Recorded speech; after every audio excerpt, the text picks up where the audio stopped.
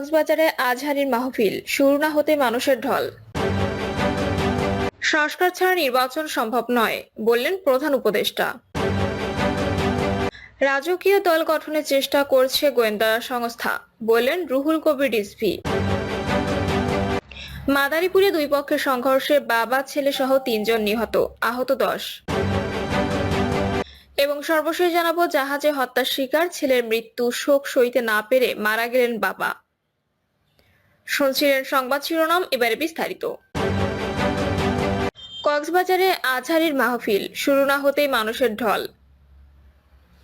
কক্সবাজারের পেকুয়ায় আজ শুক্রবার আসছেন জনপ্রিয় ইসলামী আলোচক মিজানুর রহমান আজহারী।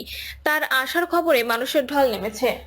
পেকুয়ার মরহুম মাওলানা শহীদুল্লাহ স্মৃতি সংসদ ও সমাজ উন্নয়ন পরিষদের যৌথ উদ্যোগে এ মাহফিলে প্রধান বক্তা হিসেবে আলোচনা করার কথা রয়েছে তার। আয়োজক কমিটি ও প্রশাসন তাফসির ময়দানস্থলে নিচ্ছিদ্র নিরাপত্তা ব্যবস্থা গ্রহণ করেছে। মিজানুর রহমান আজহারী আজ রাত ৮টার দিকে হেলিকপ্টারে চড়ে পেকুয়া আসার কথা রয়েছে এবং তিনি রাত ১০টায় আলোচনা করবেন।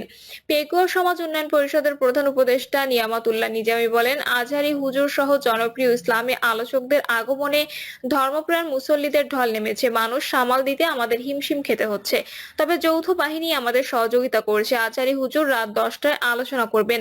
মাহফিলে আসা কয়েকজন যুবক বলেন, হুজুরকে দেখতে এসেছি, এর পরিমাণ মানুষ রয়েছে যে প্যান্ডেল পর্যন্ত যাওয়া সম্ভব হচ্ছে না। পেকুয়া থানার ওসি মোহাম্মদ সিরাজুল মোস্তফা বলেন, বৃহত্তর ঐতিহাসিক তাফসির মাহফিল ঘিরে আইন শৃঙ্খলা রক্ষা ও সার্বিক পরিস্থিতি নিয়ন্ত্রণে পুলিশ মোতায়েন করা হয়েছে।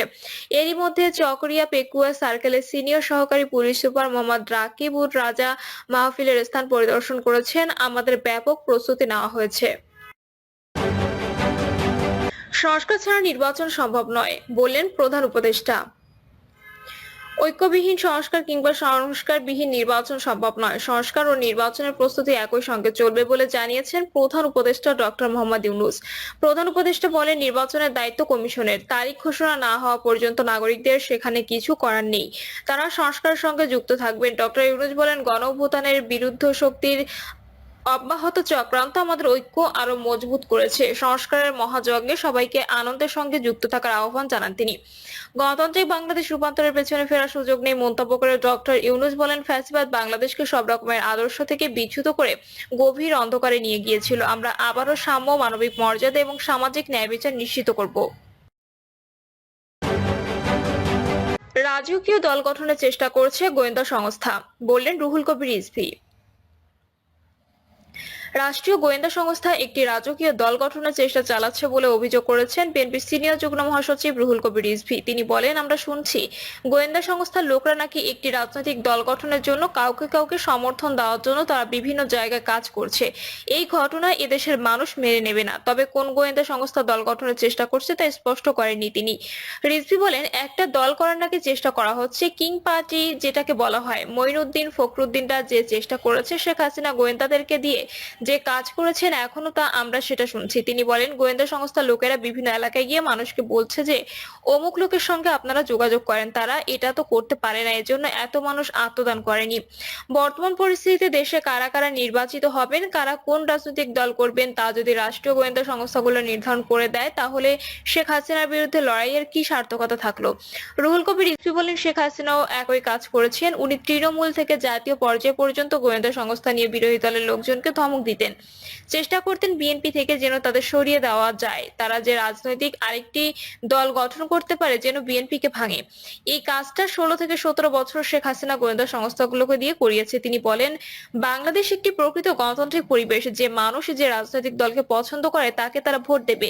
যে মানুষ যে রাজনৈতিক দল গঠন করতে চায় তারা সেভাবে রাজনৈতিক দল গঠন করবে। এখানে কোনো নির্দেশনা, কোনো হুমকি, রাষ্ট্রের কোনো খবরদারি থাকবে না। এটাই হচ্ছে প্রকৃত গণতান্ত্রিক সমাজ ও গণতান্ত্রিক রাষ্ট্র। সেটা না করে মঈনুদ্দিন ফখরুদ্দিনের মতো, শেখ হাসিনার মতো একই কালচার, একই সংস্কৃতি যদি পুনরাবৃত্তি হয়, তাহলে তো মানুষ মনে করবে আরেকটি ফ্যাসিবাদ তৈরির প্রচেষ্টা চলছে। এটা হতে দেওয়া যেতে পারে না। সচিবালয়ের অগ্নিকাণ্ডের ঘটনা প্রসঙ্গে রুহুল কবির রিজভী বলেন, বুধবার আমরা সংবাদপত্রে দেখেছি যে কয়েকটি গুরুত্বপূর্ণ নথি চেয়ে পাঠিয়েছে সরকারের পক্ষ থেকে। এই নথি যাওয়ার পরেই গভীর রাতে এই আগুন। এটা জনগণের মধ্যে বিরাট প্রশ্ন দেখা দিয়েছে।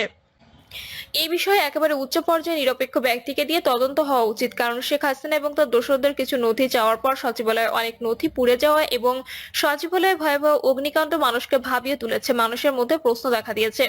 তিনি বলেন, চারদিকে বিভিন্ন ঘটনায় আমরা শঙ্কিত, ব্যক্তিগত ভয়ের কিছু নেই, রাষ্ট্র নিয়ে আমাদের ভয়। আমরা এর আগে দেখেছি যখন কোনো সচিব বা মন্ত্রীর বিরুদ্ধে জনগণের পক্ষ থেকে প্রতিবাদ আসে তখনই সচিবালয়ের ফাইল গায়েব হয়ে যায়, সচিবালয়ের ভিতরে আগুন ধরে। রিজভী আরো বলেন, একটা নতুন আইন পাশ হয়েছে, জাতীয় সাইবার সুরক্ষা অধ্যাদেশ 2024। এটা কারা পাশ করেছেন? অধিকার নিয়ে যারা কাজ করেছেন, এই ধরনের উপদেষ্টারা, ছাত্রনেতারা যারা জুলাই আন্দোলনে ছিলেন। আমার কাছে বিস্ময়কর মনে হয় তাদের হাত দিয়ে কি করে এই বিপজ্জনক আইনটি পাশ করা হলো। এই আইনে এজেন্সি ও আইন শৃঙ্খলা বাহিনীকে অস্পষ্ট বিস্তৃত ক্ষমতা প্রদান করেছে। এটা তো ডিজিটাল নিরাপত্তা আইনের এক্সটেনশন বলে মনে হচ্ছে। বিএনপির স্থায়ী কমিটির সদস্য নজরুল ইসলাম খান বলেন, আজকে যারা সরকারে আছে তাদেরকে দেশের জনগণ প্রতিষ্ঠা করেছে, তাদের কাছে আমাদের প্রত্যাশা কি? জনগণের কল্যাণে সমস্যার সমাধানের চেষ্টা করবে। উপদেষ্টাদের উদ্দেশ্যে তিনি বলেন, রাজনৈতিক দলগুলো সম্পর্কে কমেন্ট করার কি দরকার? তারা কি প্রতিপক্ষ হবে? আমরা তো তাদের প্রতিপক্ষ মনে করি না, তারা আমাদের প্রতিপক্ষ হওয়ার যোগ্য না। আমরা রাজনীতি করি, তারা তো রাজনীতি করে না। মাদারীপুরে দুই পক্ষের সংঘর্ষে বাবা ছেলে সহ 3 জন নিহত, আহত 10। মাদারীপুরের কালকিনি উপজেলার আধিপত্য বিস্তার নিয়ে দুই পক্ষের সংঘর্ষের সময় হাত বোমার আঘাতে বাবা ছেলে সহ 3 জন নিহত হয়েছেন। এছাড়া আহত হয়েছেন অন্তত 10 জন। পুলিশ ও স্থানীয় সূত্রে জানা গেছে, মধ্যেরচর এলাকায় ফকির ও শিকদার বংশের লোকজনের মধ্যে আধিপত্য বিস্তার নিয়ে দীর্ঘদিন ধরে বিরোধ চলে আসছিল। 5ই আগস্ট সরকার পতনের পর আওয়ামী লীগ নেতা আক্তার শিকদার এলাকা ছাড়েন। আজ ভোররাতে শরীয়তপুরের নতুন বাজার দিয়ে আক্তার শিকদার তার লোকজন নিয়ে মধ্যেরচর এলাকায় প্রবেশ করেছেন। এমন খবর পেয়ে এলাকায় মাইকিং করে স্থানীয় লোকজনকে জড়ো করেন জলিল ফকিরের লোকজন। পরে আক্তার ও জলিলের লোকজন দেশীয় অস্ত্র নিয়ে সংঘর্ষে জড়িয়ে পড়েন। এ সময় বেশ কয়েকটি হাত বোমার বিস্ফোরণ ঘটিয়ে এলাকায় আতঙ্ক সৃষ্টি করা হয়েছে। হাত বোমার আঘাতে আক্তার শিকদার ঘটনাস্থলে নিহত হন। বোমায় গুরুতর আহত হন তার ছেলে মারুফ শিকদার। মারুফকে উদ্ধার করে শরীয়তপুর সদর হাসপাতালে নেওয়া হলে চিকিৎসাধীন অবস্থায় মারা যান। আর সিরাজুল চৌকিদারকে ঢাকা মেডিকেল কলেজ হাসপাতালে নেওয়ার পথে তিনি মারা যান। সংঘর্ষে উভয় পক্ষের অন্তত 10 জন আহত হয়েছেন। আহত ব্যক্তিরা বরিশালের মুলাদি ও শরীয়তপুরের দামুদা উপজেলা স্বাস্থ্য কমপ্লেক্স সহ বেসরকারি হাসপাতালে চিকিৎসা নিয়েছেন। পরিস্থিতি নিয়ন্ত্রণ রাখতে বাঁশগাড়ি এলাকায় র্যাব, পুলিশ ও সেনাবাহিনী মোতায়েন করা হয়েছে। কালকিনি থানা পুলিশের ভারপ্রাপ্ত কর্মকর্তা মোহাম্মদ হুমায়ুন কবির বলেন, সংঘর্ষে এক পক্ষেরই 3 জন নিহত হয়েছেন। বাবা ছেলের পর তাদের অনুসারী সিরাজুল চৌকিদার নামে একজন ঢাকা নেওয়ার পথে মারা গেছেন। এই ঘটনায় অপরাধীদের ধরতে অভিযান চলছে। বর্তমানে পরিস্থিতি স্বাভাবিক রয়েছে। মরদেহগুলো ময়নাতদন্তের জন্য সদর হাসপাতালে মর্গে পাঠানোর প্রক্রিয়া চলছে। জাহাজে হত্যার শিকার ছেলের মৃত্যু, শোক সইতে না পেরে মারা গেলেন বাবা।